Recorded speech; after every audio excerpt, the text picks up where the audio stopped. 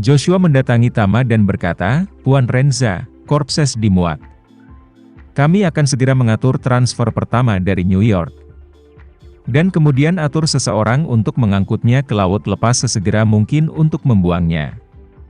Adapun yang masih hidup, aku akan mengirimnya ke villa terlebih dahulu dan menguncinya." Tama mengangguk, "Bagus, terima kasih atas kerja keras kalian semua." Joshua membuka mulutnya dan bertanya, "Tuan Renza, masih ada 4 master seni bela diri di dalam. Saya ingin tahu apa tingkat kultivasi mereka dan mengapa mereka mati dengan sangat buruk?" Tama berkata dengan acuh tak acuh, "Seorang seniman bela diri bintang 6, 2 seniman bela diri bintang 7, dan seorang seniman bela diri bintang 8. Artis bela diri bintang 8? Rahang Joshua jatuh tak percaya. Orang harus tahu bahwa seniman bela diri tertinggi hanya 8 bintang. Yang sesuai dengan 8 meridian aneh seniman bela diri. Dan mereka yang telah membuka 8 meridian aneh adalah seniman bela diri bintang 8. Dan Joshua sekarang hanya dunia kecil yang lebih tinggi dari seniman bela diri bintang 8. Seorang seniman bela diri bintang 8 akan mati dengan sangat tragis. Ini benar-benar membuatnya tidak dapat mencerna."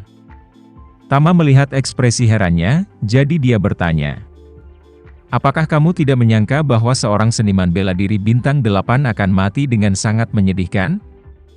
Bahkan penutup roh langit hancur."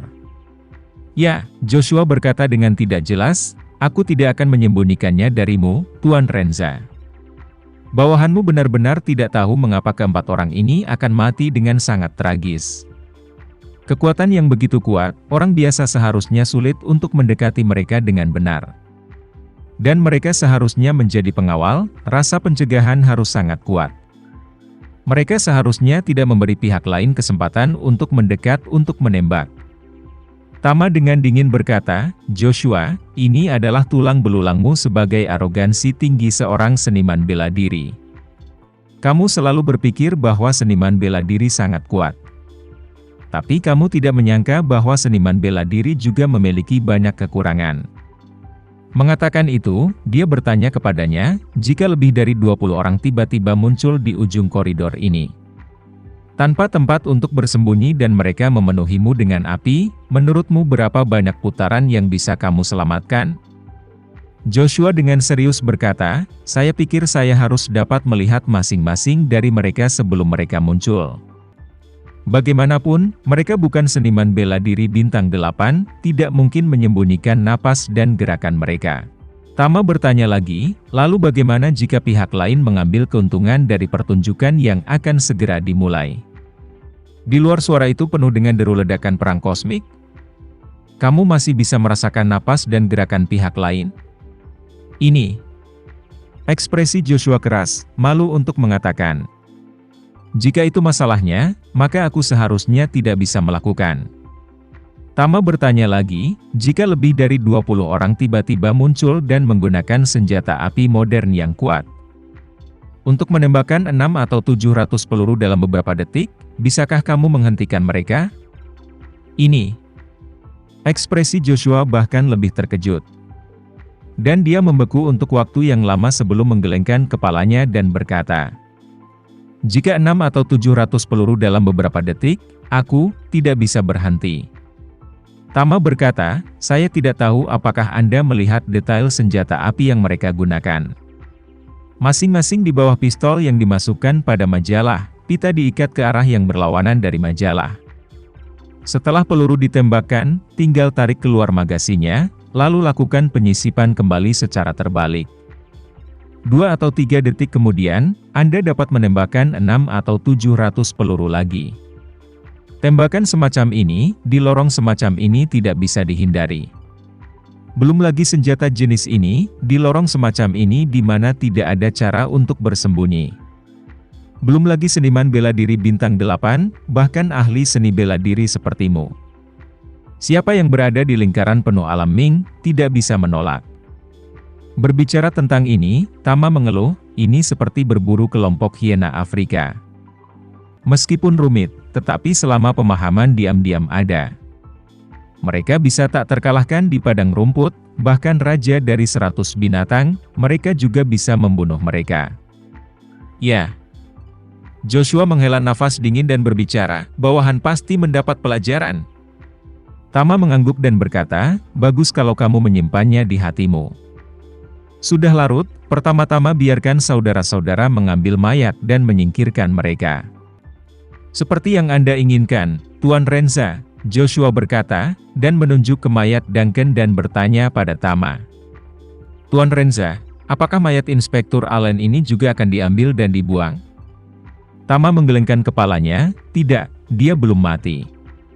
Setelah itu, dia menatap Sinta dan berkata, Nona Fei, saya pernah mendengar sebelumnya bahwa ada banyak orang kaya dengan penyakit mematikan di Amerika Serikat yang membekukan diri mereka sebelum mereka mati.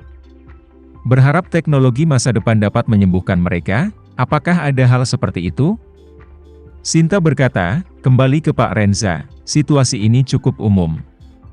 Pada dasarnya setiap orang kaya top memiliki investasi mereka sendiri di pusat pembekuan.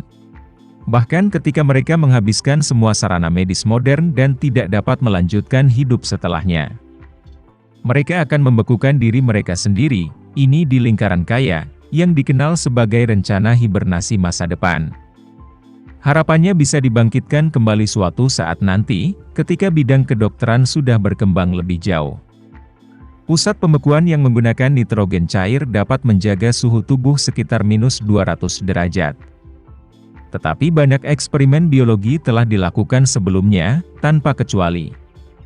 Semua gagal, tingkat teknologi saat ini, tidak dapat membangunkan mereka dari alam yang beku.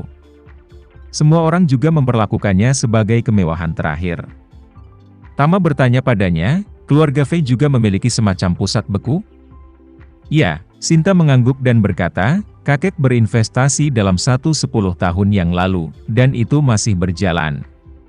Tama mengangguk, menunjuk Duncan, dan berkata padanya, kalau begitu buat pengaturan untuk mengirimnya ke sana paling cepat.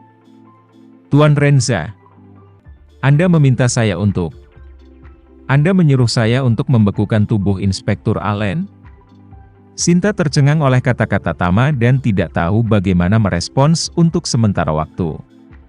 Tama berkata dengan wajah lurus, apakah kamu tidak berbicara tentang memiliki pusat pembekuan? Bawa saja tubuhnya ke sana dan bekukan dia. Sinta menyambut kemudahan yang tak tertandingi yang digunakan Tama untuk berbicara tetapi tidak bisa tidak mengingatkan. Tuan Renza, teknologi pembekuan tubuh manusia selama ini masih sebatas konsep ilmiah. Meskipun konsep ini telah diusulkan oleh para ilmuwan dari beberapa dekade yang lalu. Tapi sampai sekarang belum ada kasus yang berhasil. Mengatakan bahwa Sinta tidak bisa menahan diri untuk tidak melihat Duncan yang tergeletak di tanah dan melanjutkan. Tuan Renza, saya katakan terus terang, sejauh sarana ilmiah saat ini. Orang-orang tidak mungkin hidup kembali setelah membeku. Tama melambaikan tangannya, kamu tidak perlu khawatir tentang ini, mari kita bekukan dia dulu.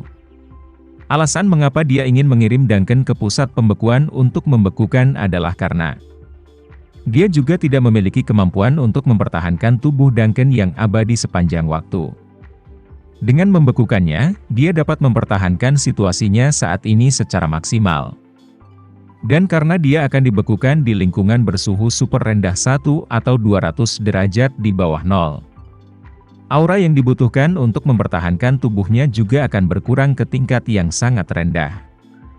Dengan cara ini, Tama hanya perlu mengeluarkan sedikit energi spiritual untuk melindungi tubuhnya. Dan kemudian biarkan energi spiritual dibekukan bersamanya. Sekian dulu ya video kali ini. Kita lanjutkan lagi videonya di lain waktu. Oh iya, bagaimana menurut kalian? Semoga bisa sedikit menghibur kalian semua. Untuk teman-teman yang baru nonton, jangan lupa subscribe ya, hehehe. Dan kalau teman-teman ada yang ingin gabung langganan, bisa langsung gabung saja untuk dapat fitur yang menarik dan sedikit membantu Mimin. Terima kasih banyak sudah menonton, sampai jumpa lagi, bye bye bye.